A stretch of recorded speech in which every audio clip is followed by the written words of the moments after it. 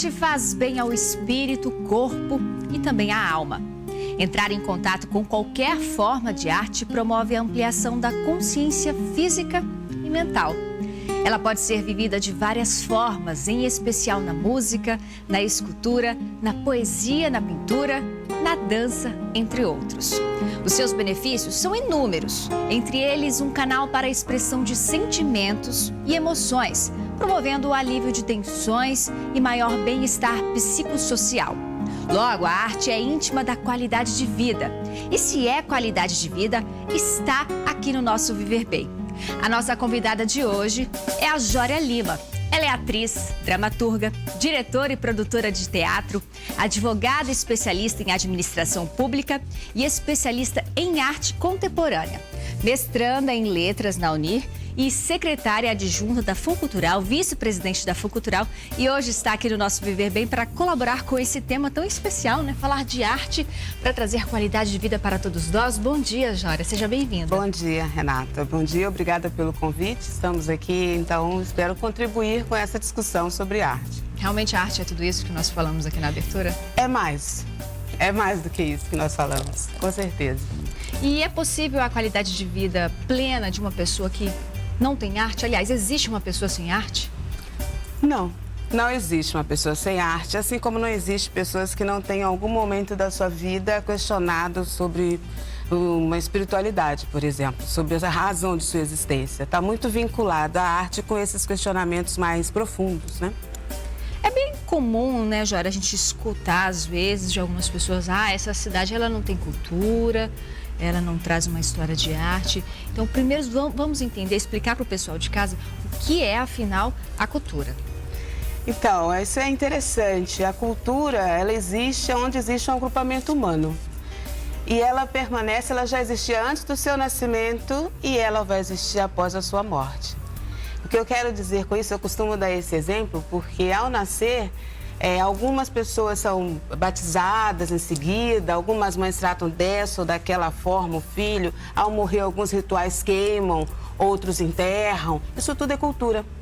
A cultura é a maneira das pessoas viverem o seu dia a dia, a forma como elas convivem, como elas trabalham, como elas dormem, os hábitos cotidianos, lugares em que se dorme em rede. Eu dormi em rede a minha infância inteira no Amazonas, pessoas que dormem no chão, pessoas que têm o costume da cama, isso é cultura. São as formas de relacionar-se com o seu meio, com o seu agrupamento. E a arte? Tem como a gente conceituar a arte? Então, assim, muitos já tentaram, com maior, menor sucesso, já tentaram. Eu me filio a um conceito que eu aprendi e recebi da Feigenstrauer, que a arte é uma linguagem própria, com seus recursos próprios, né? É uma forma de comunicar-se com o outro, de se expressar. É isso, assim que eu vejo, né?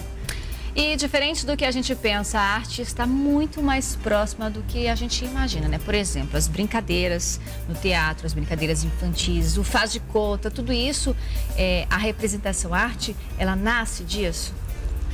Não necessariamente disso. A arte nasce quando nasce um ser. Ela nasce com a consciência de si, do outro e do espaço que está entre eles.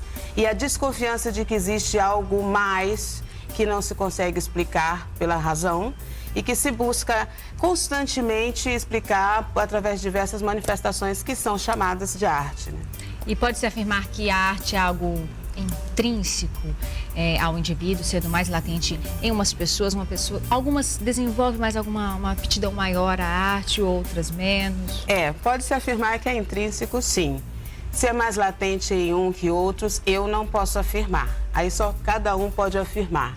Alguns encontram vazão, né, para isso que é latente de uma maneira artística e outros encontram de outra maneira. Às vezes nem se manifestam ou acham que não se manifestam assim. A gente percebe que em algumas localidades do nosso país a arte ela está mais presente para quem tem um recurso financeiro maior, para quem tem um acesso mais facilitado no quesito de recursos financeiros, mas a gente tem também a arte do povo. Então, a população ela acaba se distanciando da arte de forma que não seria necessário acontecer tudo isso, essas diferenças sociais, para distanciar o povo da arte? Olha, esses conceitos eles são muito sutis, né? Assim, eu quero dizer, Existem bons médicos, existem maus médicos. Assim acontece também com os artistas. Existem pessoas que manipulam alguma coisa do que se chama a arte que a gente conhece, mas que não são bons. Não poderiam nem estar ali. É assim que eu vejo. Então, e com relação a esse distanciamento, se a arte está para uma classe como para outra, isso também não é bem assim que nós artistas vemos. O que acontece é que sempre haverá manipulações de poder na tentativa de controlar. É a mesma coisa que acontece com o sexo. Se eu afirmar aqui que o sexo só existe entre 4 paredes, entre 2 pessoas de sexo oposto antes do casamento, vai ter um monte de gente aí em casa que vai dizer, não é bem assim, não é verdade? E são instintos naturais, que pode não estar em casa, não pode ser com mais de uma pessoa, 2, 3, sei lá, a escolha que quiser. Então, e o que se faz? O que se faz na sociedade? Procura controlar isso. Coloca entre 4 paredes, determina regras morais e sanções sociais. Com a arte não é diferente.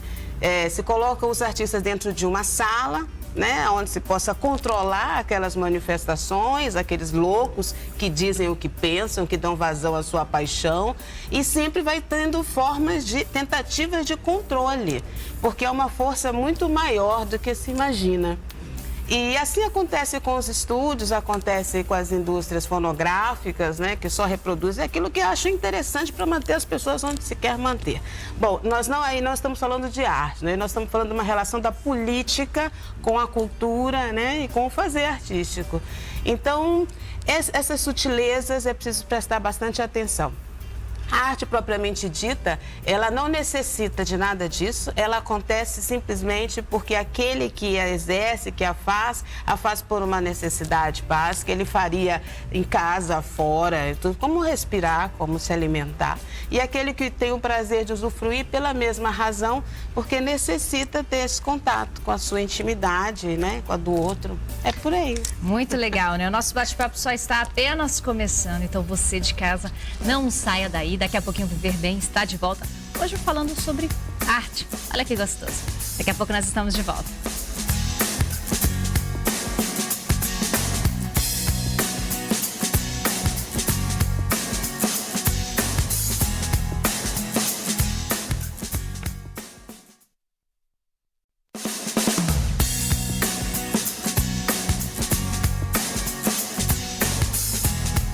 Estamos de volta com o nosso Viver Bem, hoje recebendo a Jória Lima, que tem um extenso currículo e tudo voltado para a arte, né? Ela está nos ajudando a entender um pouco mais de como tudo isso pode agregar a nossa qualidade de vida, ao nosso bem-estar. Há pouco nós estávamos falando, né, sobre as variadas formas e eu queria saber, Jória, quais são as vantagens de se apreciar os bens artísticos nas suas mais variadas linguagens, a pintura, a fotografia, o teatro, a dança. A arte ela é bastante extensa, né? Nós temos essas formas, né, que a conhecemos, já trazemos de outras culturas, né? E as vantagens, vamos dizer assim, é que nós podemos com isso ampliar nossa visão de mundo. Que a arte necessariamente ela traz uma visão de mundo. E também através dela a gente se sente solidário ao outro, porque necessariamente a arte está relacionada à nossa vida, à nossa condição humana, à vida vivida, que é ao mesmo tempo referência e contexto sobre o qual a própria arte trabalha. Então a vantagem é você não se sentir também tão só, porque o ser humano ele tem necessidade do outro. E é aí que ela entra. Ela entra quando os apaixonados ouvem uma música, ela entra quando você vê um filme e se inspira, ela entra ao ler um livro, assistir uma peça. Isso tudo são relações que nós temos necessidade de estabelecer para nos compreendermos e para nos relacionarmos com o outro. Por isso ela se faz necessária e por isso ela atua no bem-estar físico, psíquico e emocional do ser humano. E quem compartilha conosco agora uma história é o poeta Eliseu Braga. Ele é escritor e também vive da arte. A gente vai acompanhar agora.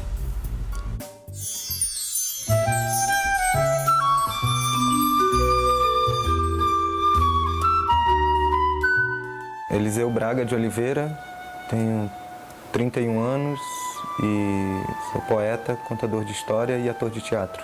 Aqui é a Arigoca, que é um projeto de incentivo à leitura que começou em 2013 e funciona de forma colaborativa também e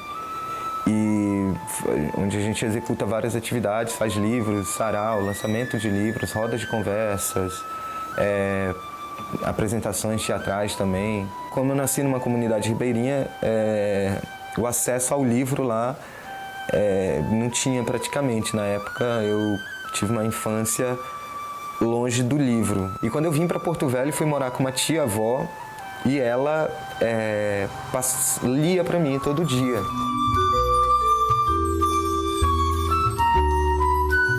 Das histórias que a minha tia contava, uma dessas histórias era um poema da Cecília Meirelles, que é a Chácara do Chico Bolacha, que era um jogo entre o X e o CH, e era um poema que trabalhava as palavras X e CH, e ia rimando isso. E aquilo me abriu o mundo, aquele poema do Chico Bolacha, e aí eu fui entender que aquilo era poesia, né?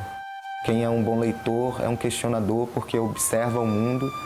E eu acho que compartilhar isso com as pessoas, fazer com que as pessoas entendam isso, assim, ajudar a enxergar isso da maneira como te ajudaram a enxergar também, é algo que libertador, assim. Imagina quantas pessoas não perdem a chuva e deixam de dar um abraço e de dizer palavras por medo e por pressa e passam caladas, apressadas na rua e não leem os poemas nos muros.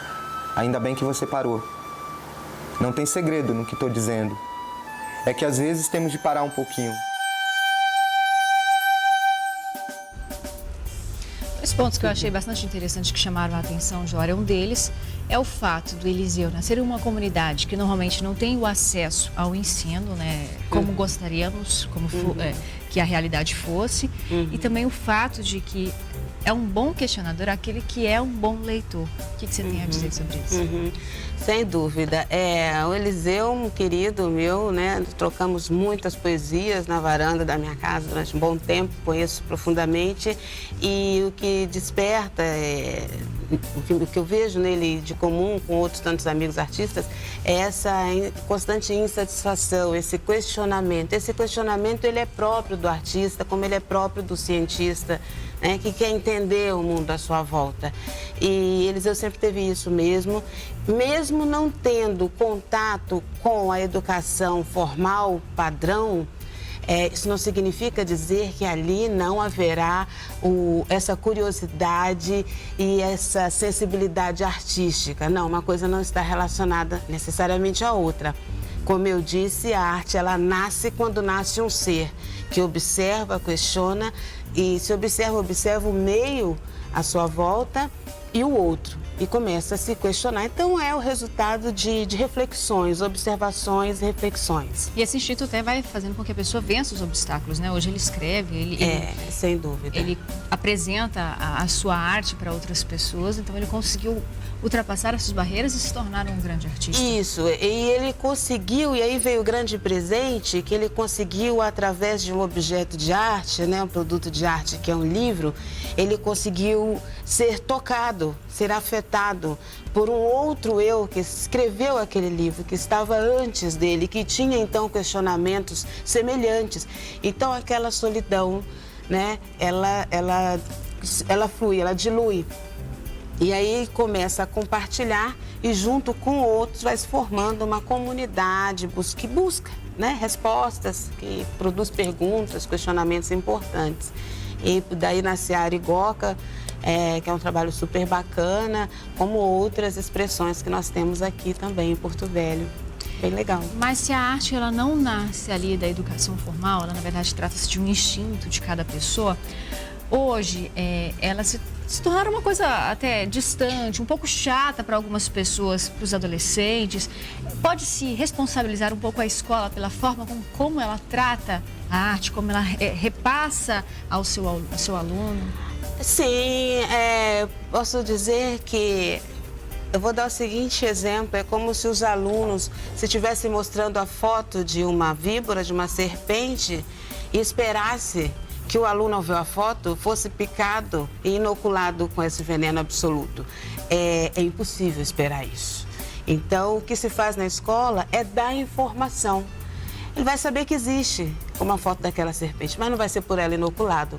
Não há risco, não há perigo. A arte é risco, a arte é perigo. Melhor seria dar-se a oportunidade de vivenciar isso.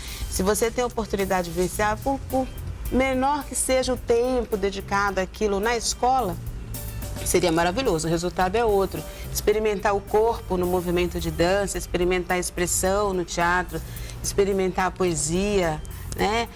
Ouvir a leitura. Então, esse contato, sim, faz a diferença. Dizer que existe é apenas uma informação inócua. Tá certo, pausa rápida mais uma vez, não saia daí, estamos falando sobre arte e cultura e daqui a pouquinho nós estamos de volta.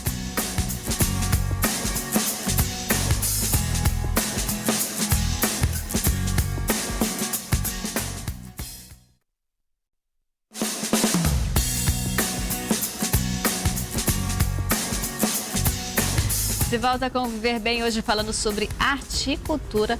E no bloco anterior, Jora, nós estávamos conversando sobre o papel da escola, o papel da educação de base para o incentivo à arte. Mas aí eu fiquei curiosa num ponto. Você abordou de que a arte ela nasce do instinto e não ali da educação formal. Mas se houvéssemos, se na nossa realidade do Brasil tivéssemos incentivos, assim como nos países desenvolvidos, de aula de música, aula de teatro, talvez não teríamos uma formação de jovens, de adultos um pouco diferente do que é a nossa realidade hoje no país? Com certeza, mas aí sim, aí o contato efetivamente com a arte, que não é, até onde eu conheço, o que está se fazendo no Brasil ainda. Eu acho que é um desejo, está se construindo política pública para isso, né? O que nós queremos, tem muitos artistas sendo formados, precisando entrar no mercado de trabalho, isso seria interessante para todos. Mas aí o contato verdadeiramente com esse, que é o artista aqui, né, que compartilha com a criança esse conhecimento. O que aconteceu um tempo atrás era que colocava o professor de matemática, de geografia, de português para ensinar a arte. E bem, não funciona assim. Não funciona assim. Você vai trazer um problema para esse professor que não tem a convivência com isso, né? Não conhece efetivamente, e vai trazer um resultado pífio para esse aluno. Então, eu acho que essa forma de fingir que está fazendo, fingir que está aprendendo, isso não vai levar esse país a nada, né? Quando a gente fala de países evoluídos, como o Canadá, outros países que têm uma experiência feliz, e você vê isso pelo resultado nas ruas, já não precisa nem ser nas escolas, né? Nas ruas a qualquer momento, você vê saúde nessa sociedade. Você mede muito a saúde mental, psicossocial de uma sociedade através da arte que ela produz. Você percebe como ela está, né? Então, isso sim faz a diferença. E a escola formal, ela, como eu disse anteriormente, ela vai apenas informar e não afetar esse ser humano, né? Que precisa ser arrebatado pela arte. Acho que é por aí. Certo, olha só, para a gente entender a arte, entender a cultura, nada melhor do que saber experiências, né? Por isso conversamos com um grupo de Recife que estava de passagem aqui por Porto Velho e conta um pouco, compartilha um pouco da história deles.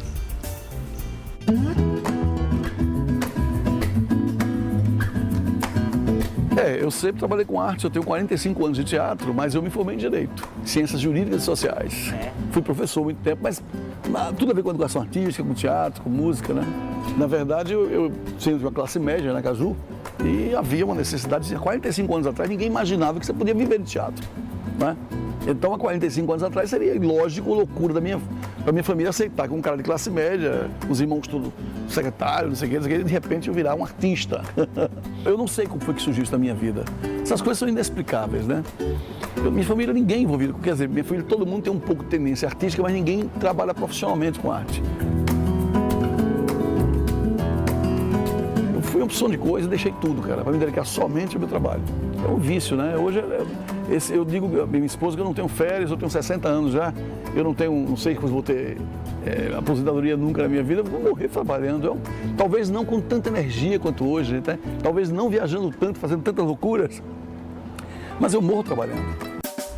E se essa aptidão nasce, né, com a pessoa, no caso do Jorge, por exemplo, se ele tivesse lutado contra esse desejo, contra esse instinto, será que ele seria tão feliz como ele parece ser hoje? É curioso, né? não sei se ele seria mais feliz. Eu creio que não. Eu fiz também direito, percorri o mesmo caminho, né? Semelhante. Eu fiz sempre os dois juntos. Primeiro o teatro e depois o direito e o teatro. E eu acho que até eles se complementam. Quem gosta dessa área jurídica gosta muito de ler. Muito, se identifica muito com a literatura. Então, eles estão sempre ali, se aproximam, embora não pareça. Para o pessoal de teatro, eu era careta pelo meu formato, a minha forma de expressar assim socialmente. E para o pessoal do direito, eu era muito louca pela minha maneira de pensar. Então, eu adoro esse paradoxo, ele permanece até hoje assim, não é? Porque a gente vai descobrindo a nossa individualidade, a nossa forma de expressão e por aí vai. Eu posso garantir a você que eu nem seria eu se não existisse o teatro na minha vida. Absolutamente. É uma realidade, é possível viver de arte hoje em Rondônia, por exemplo? Em Rondônia é difícil viver de muita coisa, não é só de arte, não. Mas vamos lá. Mas esse é um contexto que não é local, eu estou brincando, mas é um contexto nacional e até transnacional. Em outras nações também tem uma certa dificuldade de viver disso. Por quê? De uma maneira muito simples, nós vivemos com uma mentalidade muito tecnicista, muito utilitária. E se você for pelo caminho utilitário, você não vai conseguir justificar a arte, sabe? Porque ela não é útil, ela não está aí para servir a nada. Ela está aí por uma necessidade, porque é. Então, poucos governos ou políticos vão ter interesse em pagar por isso, porque não produz riqueza, se não souber fazer. Eu acho que dá para produzir, eu acredito que sim.